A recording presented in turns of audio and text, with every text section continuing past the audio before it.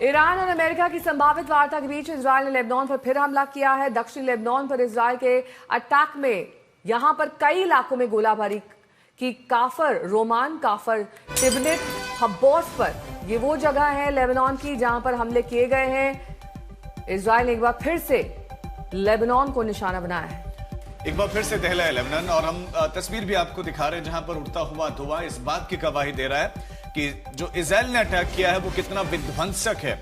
अब पूरे विश्व में बड़े बड़े स्टार इस बात की चर्चा कर रहे हैं और इजरायल से हमला रोकने की अपील कर रहे हैं, लेकिन इस बार काफर रोमान, काफर तिबनित और हब्बोस इजरायल के गोलाबारी का केंद्र बना है और वहां पर धुएं का गुबार कई कई किलोमीटर दूर से दिखाई दे रहा है। कितना बड़ा हिस्सा टारगेट किया गया वो देख सकते हैं। इजरायल लगातार कह रहा है कि हम हिजबुल्लाह को खत्म करके ही दम लेंगे।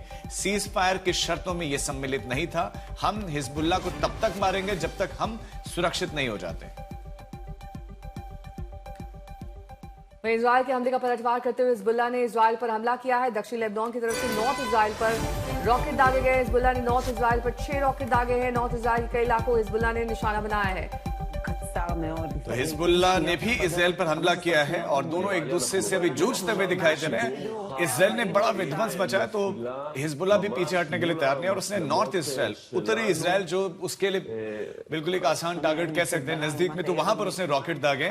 हिजबुल्लाह ने नॉर्थ इजरायल में 6 रॉकेट जो है दागे हैं और कई इलाकों को हिजबुल्लाह ने निशाना बनाया है।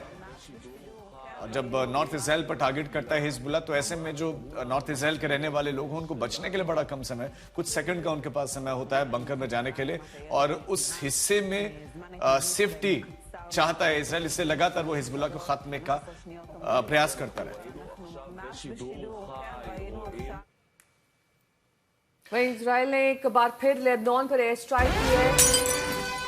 दक्षिणी लेबनान के कई इलाकों पर एयर स्ट्राइक की गई है और दक्षिणी लेबनान के सराफान में 2 एयर स्ट्राइक की गई हैं। इजरायल ने एक बार फिर से लेबनान पर यह हमला किया और यह बड़ा अपडेट आपको देते हैं। इस बार सराफान में 2 एयर स्ट्राइक हुई हैं। आईडीएफ ने हिजबुल्लाह के ठिकानों को यहां पर टारगेट किया है।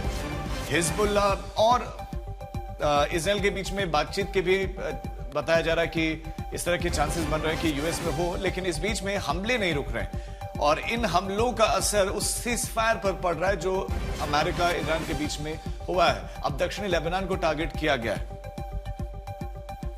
प्रणय हमारे साथ, हमारे संवाददाता इस खबर पर ज्यादा जानकारी के साथ जुड़ गए जो कि खुद इस समय इजरायल में मौजूद है। प्रणय, सीज फायर, फिर इजरायल और हिजबुल्लाह के बीच में बातचीत की चर्चाएं और इस बीच में ये हमले तो थम नहीं रहे।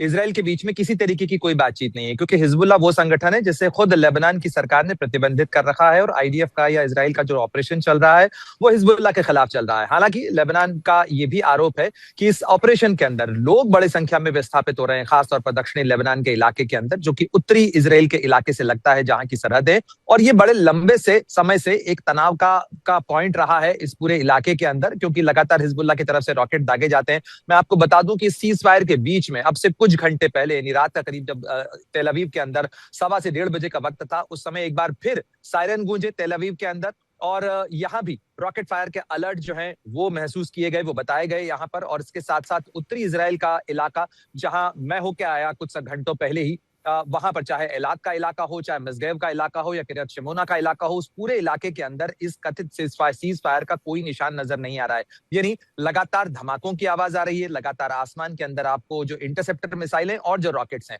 वो दोनों देखने को मिल रहे हैं। और यही सबसे बड़ा सवाल है राजीव यहाँ पर कि क्या ये सीज फायर टिक पाएगा, क्योंकि अभी तो ईरान का डेलीगेशन इस्लामाबाद नहीं पहुंचा है, स्टेट ऑफ हॉर्मुज खुला है, दोनों एक दूसरे के खिलाफ आरोप लगा रहे हैं। तो ऐसे में गंभीर सवाल ये खड़ा हो रहा है कि इस सीज फायर को लेकर जितनी उतावलेपन में, जितनी जल्दी में सोशल मीडिया पर ऐलान कर दिया गया, उसका आधा भी कम से कम अभी जमीन पर नहीं नजर आ रहा है। ग्राउंड रियलिटी अब बता रहे हैं कि अलग है। ठीक है, बहुत शुक्रिया इस तमाम जानकारी के लिए आपका।